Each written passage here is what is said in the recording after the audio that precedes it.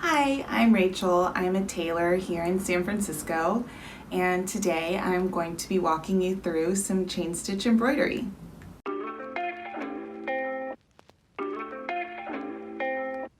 Chain stitch embroidery is a method of embellishment that can be done on garments or any textile really, where a series of loop stitches are done either by hand or machine to create something as simple as a monogram or something elaborate as a portrait on a back piece.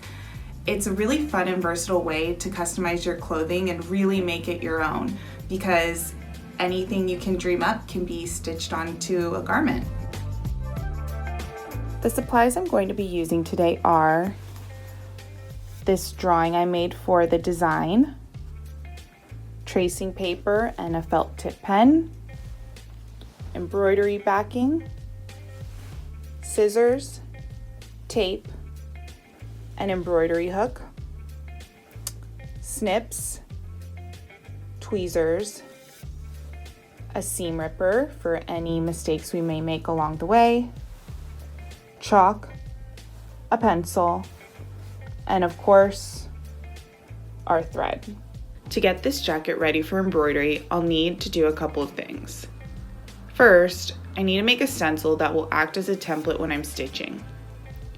Using the artwork I have here, a piece of tracing paper, a little bit of tape, and my felt tip pen, I'll trace the artwork so I know where to stitch once I'm at the machine. Next, I'll place the stencil where I want the embroidery to be and secure it with a few pieces of tape. Then, I will cut a piece of backing slightly larger than my stencil and attach it to the inside of the garment under where I place the stencil. Once the jacket is prepped and ready to stitch, I'll start out by following the lines on my stencil to create shapes that I will fill in later.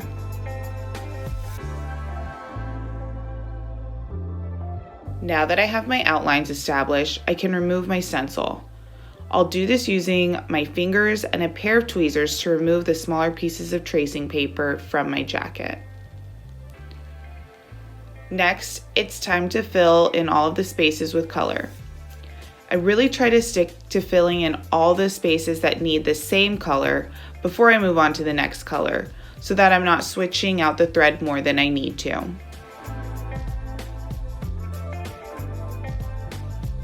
After I'm done filling in all the color, I'll go back in and outline any areas that the fill may have crossed over the outline. Now that I'm all done stitching, I'll tie off these loose threads, gently tear away the backing, and the jacket's ready to wear.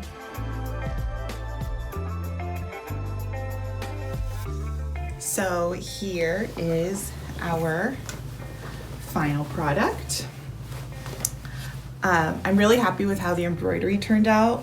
I think the placement of where the daisies are on the jacket is just so cute, and I really enjoyed making it. I hope you enjoyed watching this video just as much. Thank you.